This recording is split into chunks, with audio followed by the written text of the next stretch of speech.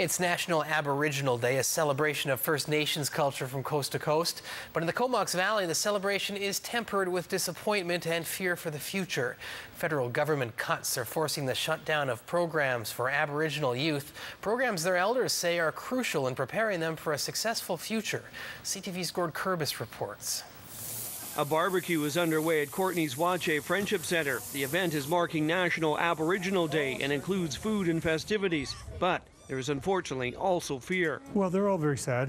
They're losing many programs.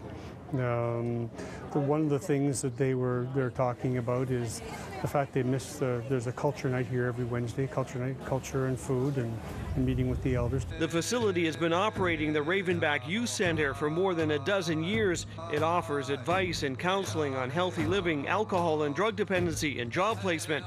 It targets Aboriginal youth aged 13 to 24. But those programs are about to be wiped out due to federal government funding cuts. Treasury Board of federal government has frozen the funds for cultural connections for Aboriginal youth. It's a program that's been running across Canada for years, funded by Heritage Canada. Staff at Wache say the government's funding freeze hits Aboriginal centres right across Canada. And what's worse is the fact those centres were traditionally reimbursed for their programs towards the end of each year. The cuts just announced are retroactive to April 1st, meaning money's already spent are now lost. What has happened is the funding's now cut, so we've had to lay off staff. Youth who take part in the program say they will be lost without them. Well, if I didn't come here, I'd probably be in the bad scene that that some kids are in nowadays. And since I've been coming here, I've been staying away from that. I'd probably be doing drugs or alcohol, probably with my friends, if I didn't have this. And it's teaching me how not to do the bad stuff like what my parents did too at this age. The center's youth programs manager Daryl Mills says the government is making a costly mistake. If there's nothing for them to do in our community, they'll find things to do, and it's not always positive.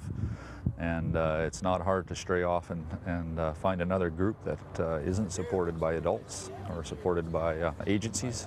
And when that happens, Mills says the expense to the government will be far greater in things like policing and criminal justice costs. Nobody can predict for sure, but yeah, just with the statistics and what we understand happening to a lot of our young people, and even the jail system, I'm sure a lot of our young men are warriors. They end up there. We know they do. Each of the centres is now calling upon Federal Minister of Aboriginal Affairs and Northern Development, John Duncan, to work with his government to get those funds reinstated. Gord Kurbis, CTV News, Courtney.